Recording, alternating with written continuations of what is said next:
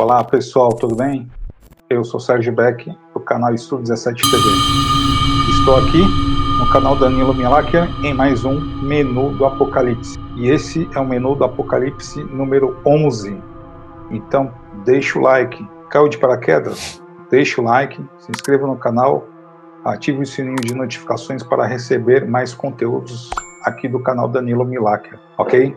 E, se possível, compartilhe esse vídeo nos grupos que você participa, do WhatsApp, do Telegram, do Discord, do Facebook, as comunidades, né, do Rumble, YouTube, CloudHub, Locals, Gather, enfim, onde você estiver, tá bom? Então, hoje vamos fazer o terceiro e último vídeo da FEMA, tá bom? Vamos fazer o terceiro e último vídeo aí, não vamos fazer o quarto não, vamos tentar concluir tudo aqui, rapidinho, tá? Então vamos falar sobre os campos de concentração e os vagões prisão, tá? Acho que não vale a pena falar sobre as guilhotinas porque é perca de tempo, mas se sobrar um tempinho nesse vídeo, a gente vai falar, tá bom? Mas antes, novamente apresentando aqui para vocês o livro oficial da FEMA, livro do Ronald Eubanks, tá? É o livro oficial da FEMA, é a caixa de Pandora da FEMA. Livro que veio dos Estados Unidos, tá bom? Deixa eu mostrar uma parte bacana aqui, que tem um mapinha onde fica concentrado os campos de concentração da FEMA. Meu Deus, aqui. No livro mostra onde eles são localizados, onde eles ficam. Dá para ver direitinho, né? Espero que sim. Deixa eu mostrar mais uma parte aqui. Deixa eu ver se tem mais alguma coisa aqui bacana. Tem uma fotinha aqui dos campos de concentração da FEMA. Então tá aqui o livro da FEMA, do Ronald Eubanks, ok? Então vamos lá, vamos falar sobre os campos de concentração da FEMA. Na verdade, não são campos de concentração da FEMA. Essa teoria da conspiração de campos de concentração ganhou na década de 80, né? Mas ganhou força na década de 90, com a conspiracionista de direita, de extrema direita, né? Porque ela era bem fanática. A Linda Thompson, como eu falei no vídeo anterior, quando na década de 90 tivemos a era do Bill Clinton na presidência dos Estados Unidos. Então a Linda Thompson, ela trouxe de volta essa teoria da conspiração sobre os campos de concentração da FEMA, né? Porque já tinha essa teoria na década de 80, só que ela trouxe de volta e com mais força. Então, ganhou essa teoria da conspiração de campos de concentração. Por quê? Porque existe uma lei marcial nos Estados Unidos que, se o país entrar em um caos total, em uma anarquia total, onde nem o presidente dos Estados Unidos vai conseguir manter o controle, dali diante, quem assume absolutamente tudo é a FEMA. Então, por isso que sempre teve essa teoria da conspiração. Olha, a FEMA vai ter mais poder do que o presidente dos Estados Unidos, então ela já está preparando tudo, até os campos de concentração. Tudo surgiu por causa disso, né? Por causa dessa lei marcial, que realmente é real, que se o presidente dos Estados Unidos perder o controle do país, quem assume dali em diante é a FEMA, tá? Então aí vem o estado de sítio, tudo que vocês ouviram falar aí durante esses anos. Mas os campos de concentração não são campos de concentração, tá? Lá é a FEMA City, cidade da FEMA. Por que o nome é cidade da FEMA? Porque também pode ser conhecido como FEMA Camps, né? Ou FEMA Campus. Por que a FEMA construiu aquelas cidades, né, que não são campos de concentração? São pequenas cidades. Porque, como eu falei, a FEMA é uma agência emergencial dos Estados Unidos, é uma agência emergencial nacional. Então, nos Estados Unidos, é o país que sofre todos os tipos de catástrofes naturais, de twister, furacão, tufão, terremoto, tsunami, enchentes, queimadas, furacões, enfim, lá acontece de tudo, chuva ácida, nevasca, enfim, lá acontece de tudo, de catástrofes naturais. Então a FEMA construiu, né? A FEMA foi construída, né? A agência emergencial, para resgatar as pessoas que acabam caindo, né? Acabam sendo fazendo parte de alguma situação que tem a ver com essas catástrofes naturais. E os campos, né? de concentração, que na verdade são mini cidades da FEMA, né? Tanto que lá é conhecido como FEMA City, né? Cidade da FEMA. Eles foram construídas para quê? Para resgatar as pessoas, para que elas vivem e que elas possam ficar morando ali. Mesma coisa no Brasil. No Brasil, quando não acontece esses deslizamentos em morros, enchentes, o que o governo faz? Não manda o pessoal para ginásio, para estádio de futebol, né? Manda para arenas, enfim. Lá nos Estados Unidos é diferente. Eles não mandam o pessoal para ginásio, para estádio de futebol, para arena. Não. Manda para a FEMA City. Manda para a cidade da FEMA. Gente, Estados Unidos é primeiro mundo. Não dá para comparar com o Brasil, terceiro mundo. Tá? Ainda mais, mesmo se o Brasil tivesse essa iniciativa de criar uma FEMA City, estilo da FEMA, né, para resgatar as pessoas, não daria certo, porque estamos falando de país de terceiro mundo. Mas na frente, se eu não esqueci, vou até explicar isso melhor. Então, eles criaram, né, essas mini-cidades, né, que nessas mini-cidades tem os trailers, né, que são as casas. Né? Tem trailers, lembrando que não é só trailers, tem trailers e tem casas. Trailers e casas. Tudo isso para abrigar as pessoas que perderam tudo durante uma catástrofe natural. Então, essas pessoas são realocadas na FEMA City, nesses lugares onde tem casas e trailers, e elas ficam ali, né? Elas ficam alojadas ali até poderem resolver suas vidas. Então, é para isso que serve. Mas tem um grande problema. Qual é o problema? É que quando essas pessoas são realocadas, né, são alojadas nesses lugares para não ficarem nas ruas, a FEMA dá um prazo de 1 mês. Ou seja, a pessoa é realocada para esse lugar e ela tem 1 mês para ficar ali. Ou seja, nesse tempo, né, é o tempo para ela resolver a vida dela, para ver onde vai, né, o que vai fazer, se vai reconstruir tudo de novo, ou se vai para a casa de outros familiares, enfim. O prazo é de 1 a 3 meses, tá? E é bacana essa iniciativa da FEMA, mas tem um grande problema. Qual é o problema? É que tem vários casos de pessoas que não querem sair da cidade da FEMA City. Quando essas pessoas são resgatadas e são enviadas para esses trailers, muitas dessas famílias não querem sair mais de lá. Elas querem ficar morando lá. Sendo que esses lugares é temporário, é para você reajustar a sua vida e depois, pimba, cair fora, é só para isso. Mas tem pessoas que querem ficar morando lá.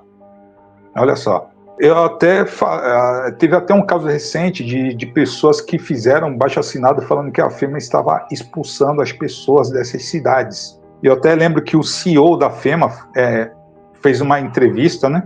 Pediu para concederem uma entrevista, onde ele falou que na verdade eles não estão expulsando ninguém das cidades. O problema é que essas pessoas querem continuar morando lá, mas querem que a FEMA continue bancando eles, o que é errado, e eu concordo com a FEMA. Tanto que o CEO da FEMA falou, se eles querem continuar morando lá, sendo que não é o certo, mas eles querem continuar lá, tudo bem, pode ficar. Mas desde que eles se virem, eles comecem a correr atrás, né, de se manterem. E não ficar só esperando que a FEMA fazer as coisas, né? Porque a FEMA já deu a casa, então agora é com eles, emprego, né? Comprar móveis, enfim, é com eles, não é mais com a gente. A FEMA abriu mão disso, sendo que isso, né, não é o certo. O certo é eles ficarem lá de 1 a 3 meses até resolverem o que fazer da vida. Mas a FEMA abriu mão disso, né? Então o propósito do campo de concentração da FEMA é isso. Então não é campo de concentração, são cidades, são mini-cidades da FEMA que são espalhadas, né, por todo o país, porque todo o país sofre de catástrofes naturais. Então eles criaram, né, essas mini-cidades, o FEMA City, para resgatar as pessoas que perdem tudo em uma catástrofe natural. Então o propósito é esse. Apenas isso. Aqui no Brasil não daria certo, por quê? Porque você vê o problema que acontece nos Estados Unidos, que é país de primeiro mundo, pessoas que são resgatadas, são acolhidas e depois querem ficar por lá, não querem mais sair. Imagine isso no Brasil. Não ia dar certo, ia se tornar mini favelas, favelas alternativas. Não ia dar certo, ia ser um pandemônio. Né? Então você vê a diferença de um país de primeiro mundo que construiu mini cidades em lugares estratégicos, em lugares onde ocorrem as catástrofes naturais. Ao contrário do Brasil. O Brasil não tem a menor condição de fazer isso. Então faz o quê? Manda para ginásio, manda para estádio de futebol, manda para arena, enfim, é assim. Tá? Então essa é a verdade sobre os campos de concentração da FEMA, que não são campos de concentração, né? São mini cidades para poder acolher as pessoas quando perdem tudo em uma catástrofe natural. Vagões prisão. Vagões prisão da FEMA, gente. Os vagões não são prisão, né? Que falam que são vagões de 2 andares. Sim, são vagões de 2 andares, mas são vagões cegonhas. São vagões que transportam carros, porque porque o serviço de transporte, né, de veículos nos Estados Unidos, a maioria deles é feito a trem, ao contrário do Brasil, que a maioria é tudo feito a caminhão. Então você vê muito na estrada, nas ruas, né, aqueles caminhões cegonhas, que é de 2 andares, que sempre estão carregando carros para levar em lojas, concessionárias, em outras empresas, enfim. Lá nos Estados Unidos é através do trem, né, os vagões cegonhas, que carregam dentro esses carros para o mesmo propósito. Então não tem nada de vagão prisão, né? É tudo uma mentira, né? Nem teoria da conspiração, é mentira, isso não existe, tá? Essa é a grande verdade, tá? É que lá nos Estados Unidos, né, os serviços são bem adiantados porque eles trabalham com trem, tem pouco serviço de caminhão. Aqui no Brasil é tudo atrasado, eles querem tirar o serviço de trem que adianta tudo, quer deixar tudo em caminhão, né, que geralmente atrasa tudo. Enfim, eu não vou entrar nessa parte que é muito complexa, tá? Para não esticar demais o vídeo. Então, essa é a verdade sobre os vagões prisão da FEMA, que são vagões cegonhas para levar carros, e os campos de concentração, que não são campos de concentração, né? São mini cidades da FEMA para resgatar, né, as famílias que perderam tudo durante uma catástrofe natural. Isso daí é a verdade, tá bom? Agora, sobre as guilhotinas, eu não sei se vale a pena falar sobre guilhotinas, né? Posso até falar aqui um pouquinho, porque esse lance de guilhotinas nunca existiu, não existe guilhotinas. Não existe guilhotinas, tá? Aquelas guilhotinas que sempre passam para você, se você digitar agora guilhotinas da FEMA, vai aparecer o quê? Uma guilhotina preta, né, com o nome Chanel. Não é isso que sempre aparece? Guilhotinas da FEMA, sempre aparece uma guilhotina preta com o nome Chanel. Aquela guilhotina que mostra, né, nesses Googles aí, conspiracionistas da FEMA, aquela guilhotina, ela tem um tamanho desse dedo, tá? Tem o tamanho desse dedo. Por que ela tem o tamanho desse dedo? Porque aquelas guilhotinas não são da FEMA, né? Aquelas guilhotinas são guilhotinas feitas, né, em exposição.